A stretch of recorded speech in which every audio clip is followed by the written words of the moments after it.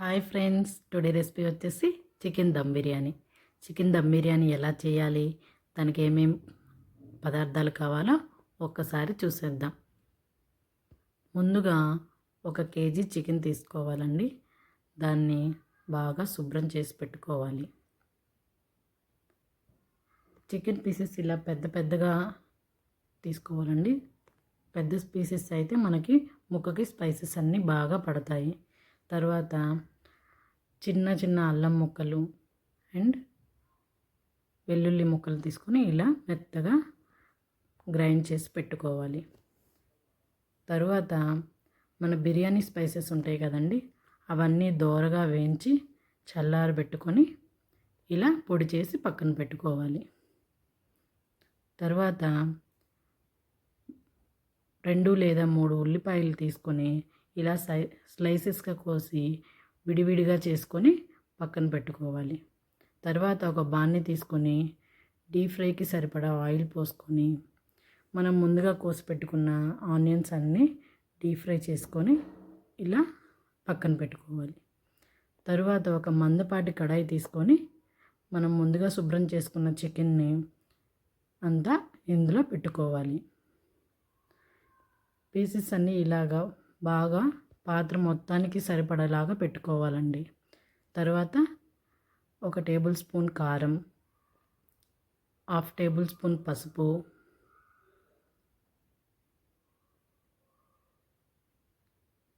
1 table spoon garam masala, 1 table spoon ధనియా powder,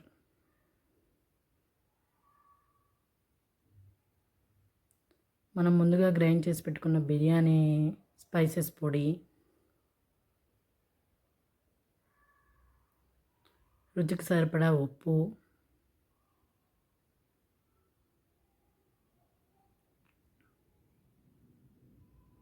ముందుగా fry చేసి పెట్టుకున్న ఫ్రైడ్ ఆనియన్స్,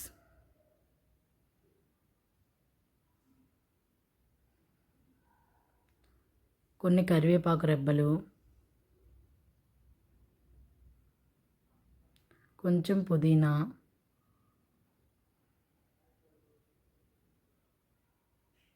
కొంచెం కొత్తిమీర,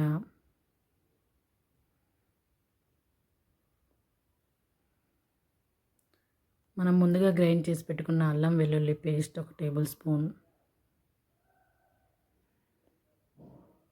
గ్రేవీకి సరిపడా పెరుగు, ఫ్రెష్ పెరుగు ఉంటే యూస్ చేసుకోండి, టేస్ట్ చాలా బాగుంటుంది. మ్యాగ్నేట్ చేయడానికి సరిపడా ఆయిల్, 2 లేదా 3 పచ్చిమిర్చి, ఇవన్నీ వేసి బాగా మ్యాగ్నేట్ చేసుకోవాలండి. మనం ముక్కలకి ఘాట్లు పెట్టుకుంటాం కదా, ఆ ఘాట్లలోకి మనం వేసుకున్న స్పైసెస్ అన్నీ వెళ్ళేలాగా బాగా కలుపుకోవాలి. చూసారు కదండి, ఇలా కలుపుకోవాలి. తర్వాత మనం కలిపి పెట్టుకున్న ఈ చికెన్ అంతా గంట సేపు ఫ్రిడ్జ్లో పెట్టుకుంటే బాగా నానుతుందండి, ముక్కలకి పడుతుంది.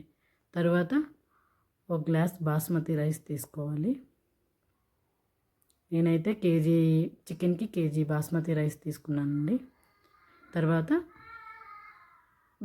బియ్యం శుభ్రంగా వాటర్లో కడుక్కోవాలి.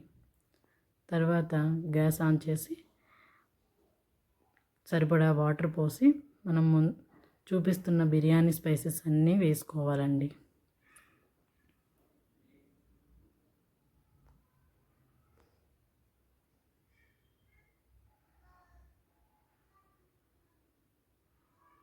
బిర్యానీ స్పైసెస్ ఇలా వేయడం వల్ల మనకి బియ్యానికి ఈ ఫ్లేవర్ అనేది బాగా పడుతుంది.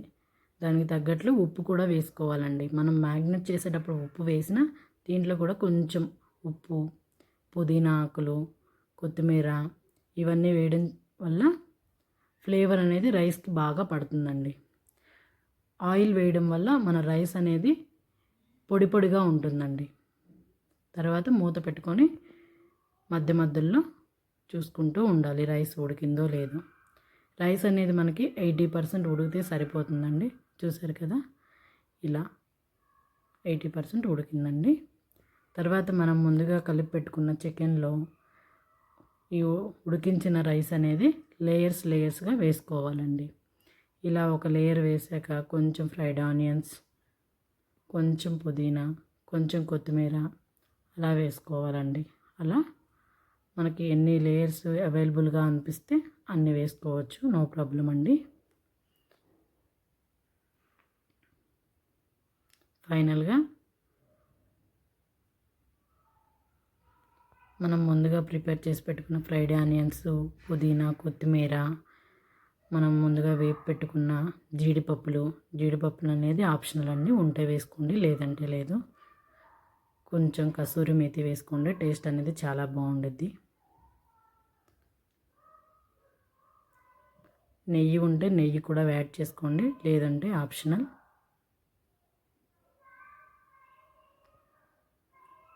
చూసాను కదండి, ఇలా మ్యాగ్నేట్ చేసి పెట్టుకోవాలి పైనంతా.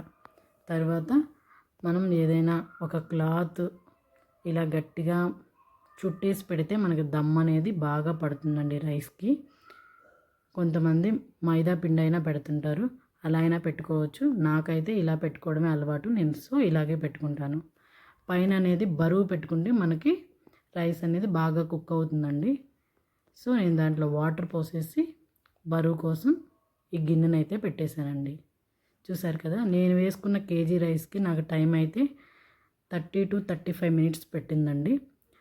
5 to 10 మినిట్స్ హై ఫ్లేమ్లో పెట్టుకోవాలి, తర్వాత సిమ్లో పెట్టేసుకోవాలండి రైస్ అనేది. చూసారు కదా, రైస్ అనేది పొడి పొడిలాడుతూ చాలా బాగా వస్తుంది కదా.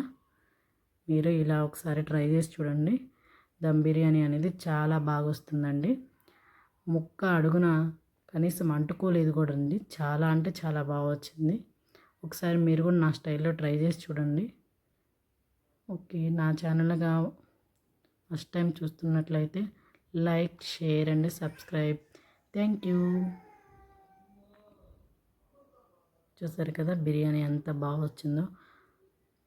పీస్ అనేది లేయర్గా బాగా ఉడికిందండి. చూసారు కదా, మన వేడి బిర్యానీ రెడీ అండి. దీంట్లోకి రైతా, ప్లెయిన్గా తిన్న ఆ గ్రేవీతో మనకి చాలా టేస్టీగా ఉంటుందండి. Thank you.